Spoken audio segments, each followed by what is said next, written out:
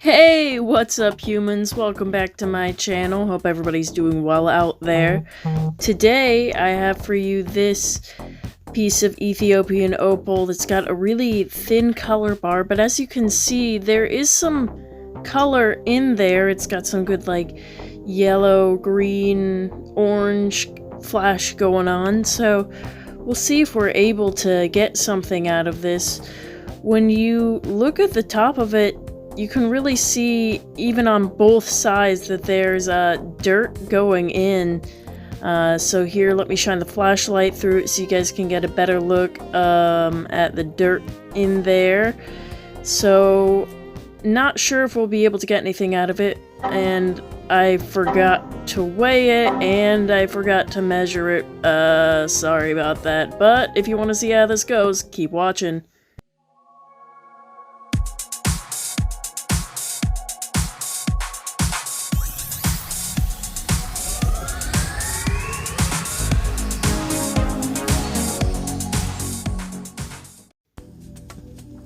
Something I like to keep in mind when I'm cutting Ethiopian opal with thin color bars is sometimes when you get it wet and it absorbs the water, the iridescence kind of goes away a bit in some stones.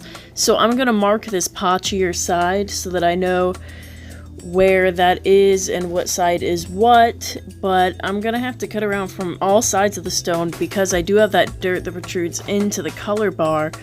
So I'm gonna mark diagonally kind of across it where I think I might be able to get a stone, but we'll see how this turns out if I really am able to get anything out of it.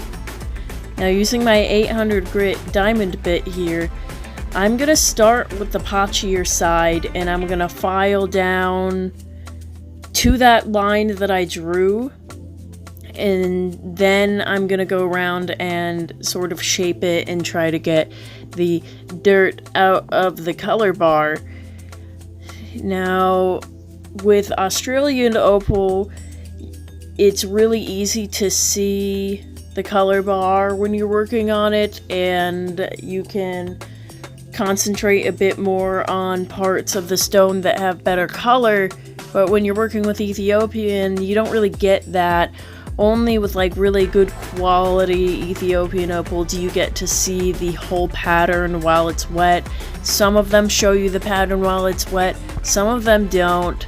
So it's always a gamble, and it's especially a gamble working with a thin color bar because you never know if there's even anything salvageable there. So yeah, this stone has a huge amount of potch on it, and that cannot be denied.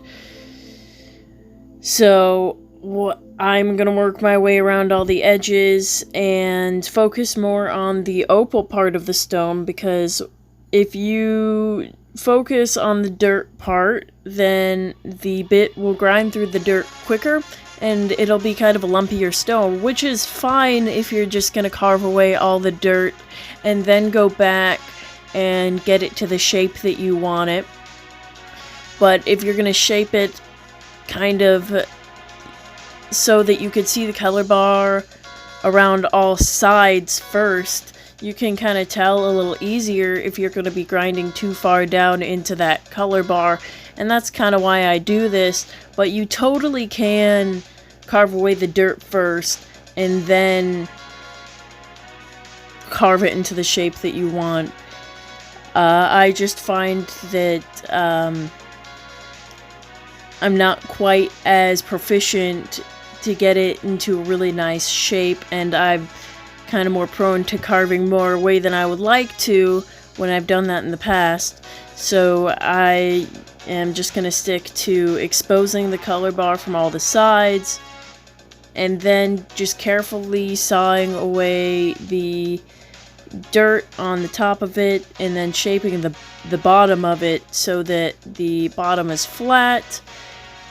With something like this with such a thin color bar, you're not going to be able to get a super high dome and you should be really careful working on that side of the stone at all, because it's really easy to just grind away the whole color bar and then you're just left with a piece of potch, which is still nice, but it's not what you're hoping for, you know?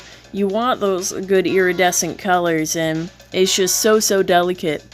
I've not gotten many Ethiopian opal stones with such a thin color bar that it is difficult, but it's still feasible. I've had some Ethiopian opals with color bars so thin that I don't think that there's any way for me to work on it.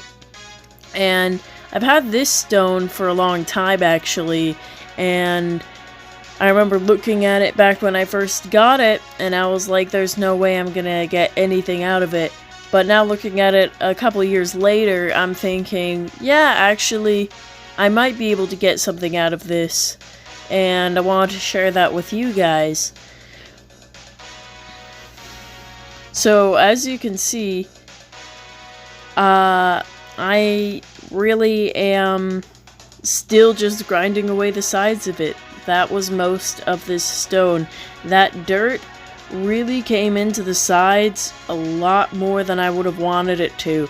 I thought that, well, when I shined the flashlight through it, I really thought that the dirt in it was not going to be that deep. And at this point, I was really hopeful that I was going to be able to get a nice big stone that would be a few carats. And that wasn't the case. I did feel like with this stone that I kept grinding and kept grinding, and that dirt in the sides just wasn't going away the way that I wanted it to.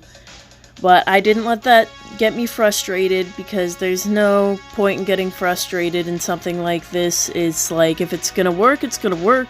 If it's not gonna work, it's not gonna work. So don't worry your little head about it. Stress will hurt you more than it'll serve you.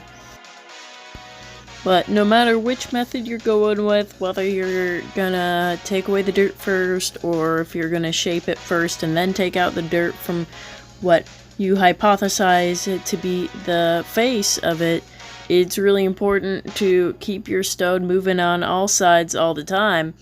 If you hold your stone in one spot for too long, you can burn it. The vibrations can crack it. You can make your bit looser, and then that's really dangerous. So when I switch to the back, I just make sure to move my wrist in a really circular kind of a motion, and twisting the stone with my hand as I go. And yeah, this was a lot of potch on this stone, and it seemed to be still pretty promising to me at this point. And I still don't know what the pattern on the face is. It had all those good colors, but who knows if those colors are going to shine through as brightly on the face of it as it does on the sides. Because sometimes the color that shines through from the color bar on the side is better than the side that you choose to be the face. Actually, a lot of times, the more colorful side of the color bar is the side that is obstructed by the potch, if you keep the potch on it. But with this stone, there's just no option to carve away all the potch and expose the color from that side, because this color bar is just too gosh darn thin, and we want to keep those beautiful rainbows if there are any. So yeah, I flattened the back, and then it was just really uneven, and the dirt was still coming in on the sides. Even here at this point, you guys see how small it's gotten here, and yeah, that dirt's still going in on the color bar. So here I have it pretty much at a good ovular shape, but there's still dirt in it. So I'm still going to keep grinding away, until the dirt is gone away. So when I ended up flattening the face a minute ago, as you guys saw, there was a sort of discoloration in the face of the stone, which you guys will see here soon, and I wasn't sure if this was like dendrite going through the face of it, or if it was indeed a line left from the Sharpie marker staining it. I've never had my Sharpie stain an opal before, but this is a suspiciously linear discoloration in the face of it, and I know I didn't burn it. So yeah, I ended up moving on to my Nova points here. This is my black Nova point, the first of the set that I have gotten from Suva Lapidary, which I'll leave a link down in the description below of this video. And my stone was still pretty lumpy, and I used the black diamond bit, and this is the smallest version of the Nova points that they have. I used the roughness of this bit to finish the shaping of the stone, get the lumps out of it, and kind of start a little bit of doming on the face of it, as well as like making sure that the back is more flat. Since these first two Nova points are rougher, you can get away with shaping on smaller stones with these two. So going through my Nova points, that discoloration in the face of it never really went away, and I did end up focusing a little bit on it, hoping that it was just super surface level and that it hadn't sunk totally through the whole color bar. But it totally sank through that whole color bar, I'm telling you. I on the gray Nova point here, I spent a little extra time focusing on the face of it, getting it a bit more domed, not too much, but just making sure that those edges were nice and softened, and that discoloration just never went away. So it didn't really quite look like dendrite to me. Usually, from what I know, dendrite usually looks a bit more like a pretty little fern or like some moss or something growing inside the stone, and that's not what this looked like. That's not to say that it wasn't that.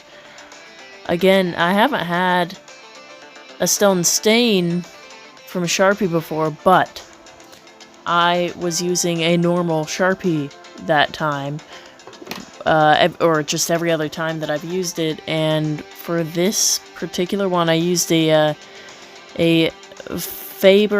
Faber-Castell broad pen document pen, so it's like the art pen that I sign my paintings with, so that could be it. But this is what the stone ended up looking like when it was totally shaped, and yeah, it still has water in it, and since I didn't weigh it before at the beginning, I'm not gonna weigh it now, because after it dried out, it still had that discoloration in it, and the colors were not that good. I'm gonna call it here, guys. This one has been a failure in my eyes, and I'm gonna put this in my failure pile, but it's always good to share with you guys my experiences so you can see what's going on.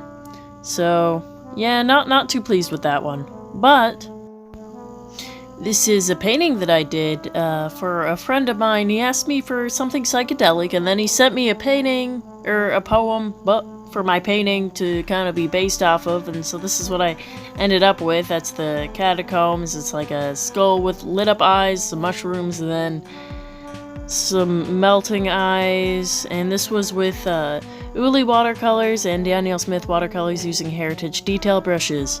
I hope you guys enjoyed this video. If you did, go ahead and leave me a like down below. Subscribe to my channel if you're not already subscribed, and thank you if you are. Share this video on some sort of a platform if you have people who might care about this, and I'll see you guys next time that I decide to make a video.